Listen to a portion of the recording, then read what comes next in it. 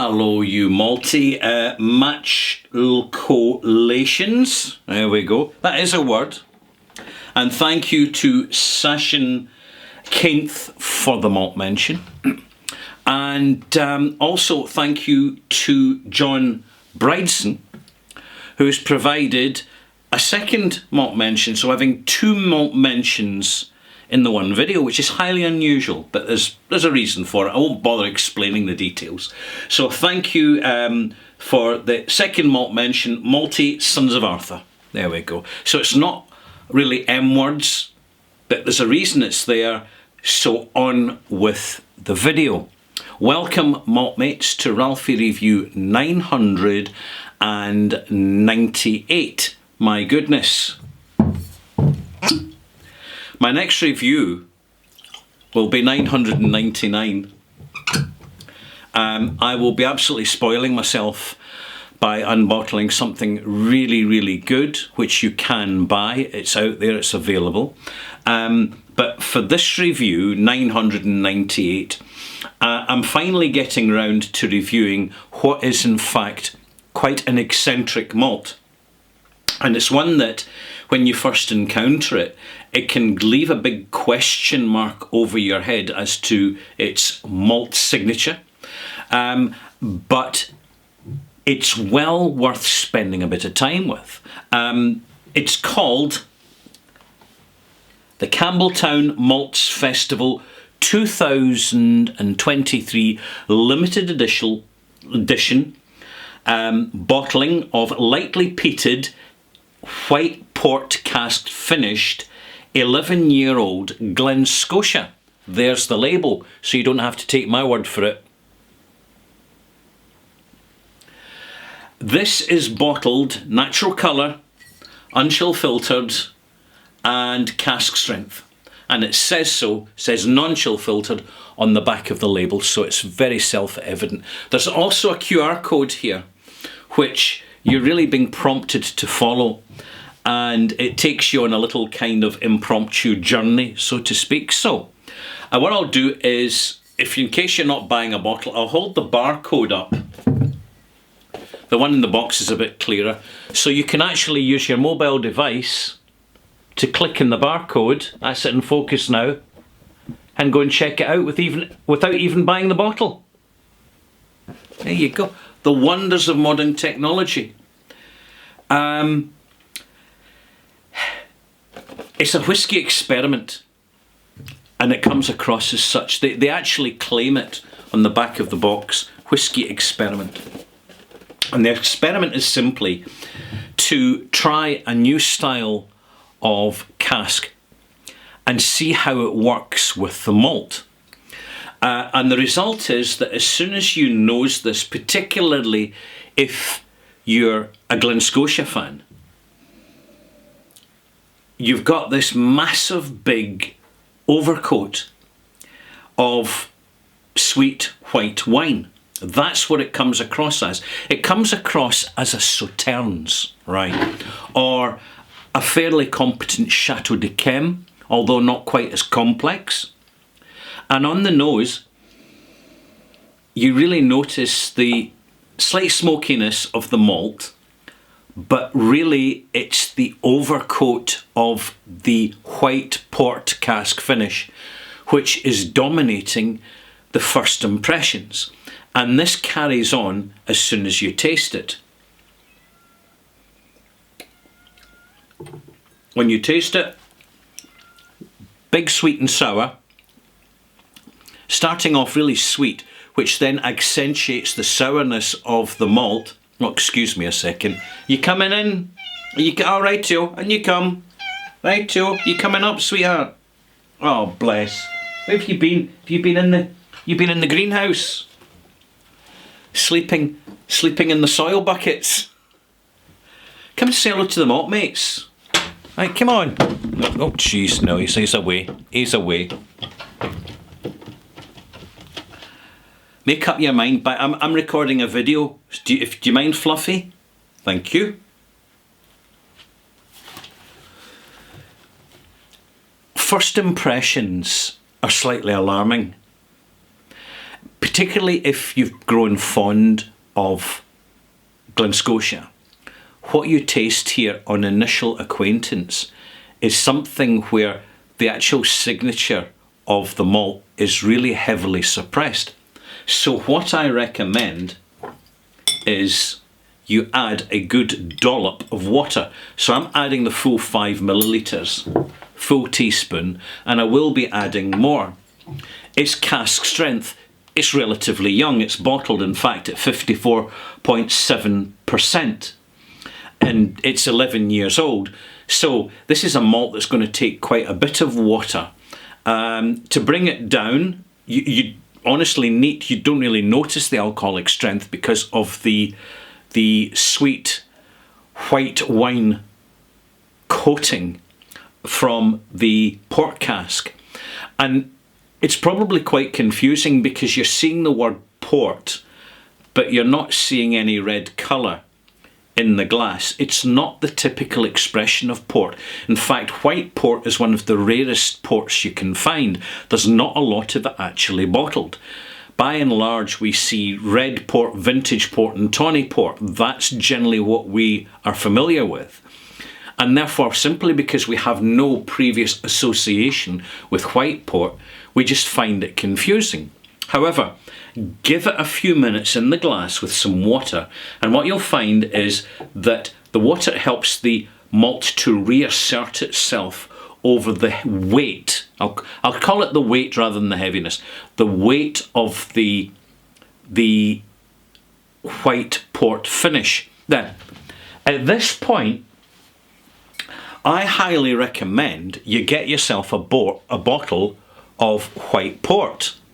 It's absolutely delicious, it's inexpensive, and if you've bought a bottle of this whiskey, this is the perfect companion to go with it because it explains everything that's happening in the bottle. My recommendation is that you chill, just like you would a white wine. It's a white port, so chill it, even though it's been bottled at 20% volume.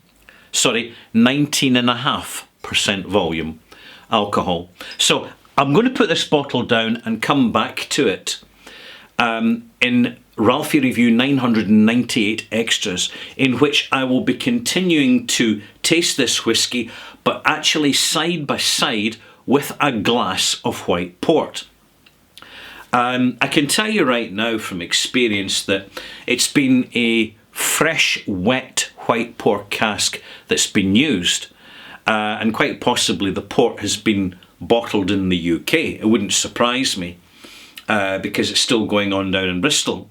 But when I bring the nose back, now I'm getting that malty toffiness, those dry notes that you expect from Glen Scotia as a single malt signature. So the weight is becoming less weighty of the port finish, and it's revealing in the background really quite a delicious and perfectly competent Glen Scotia, which has previously been matured in ex-bourbon casks, because it shows. Another taste.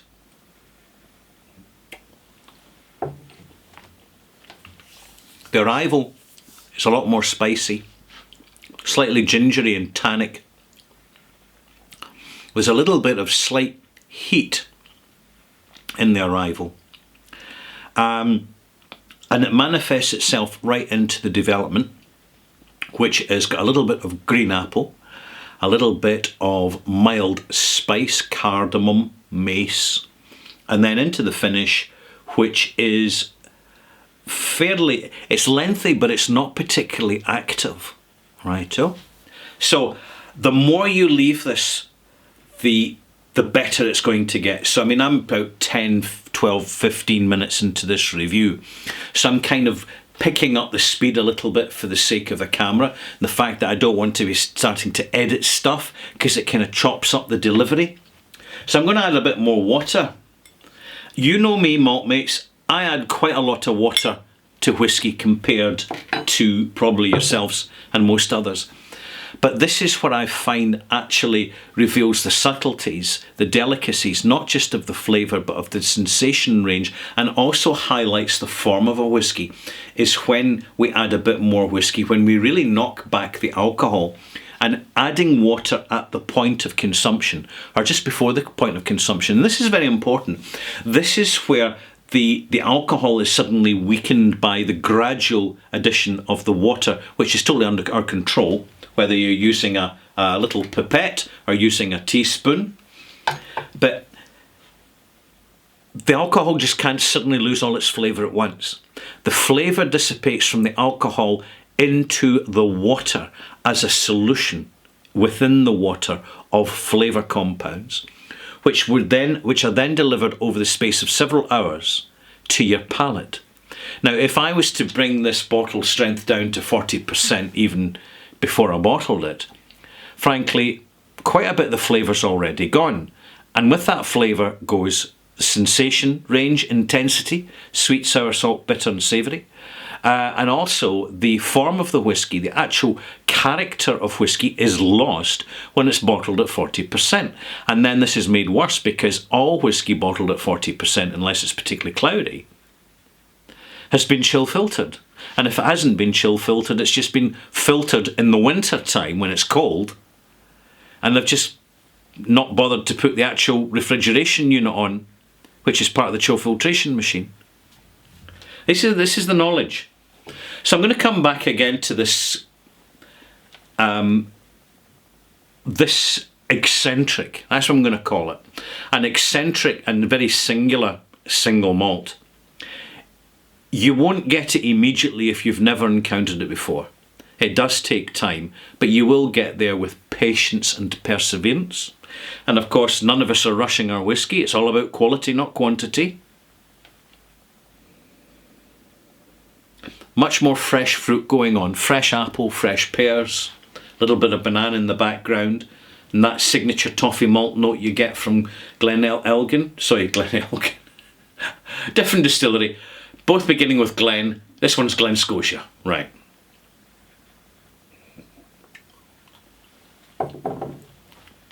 Now we're getting there. Initially, there's an in-between period. As the port cask influence lifts, it leaves what seems to be quite a flat, underdeveloped malt behind.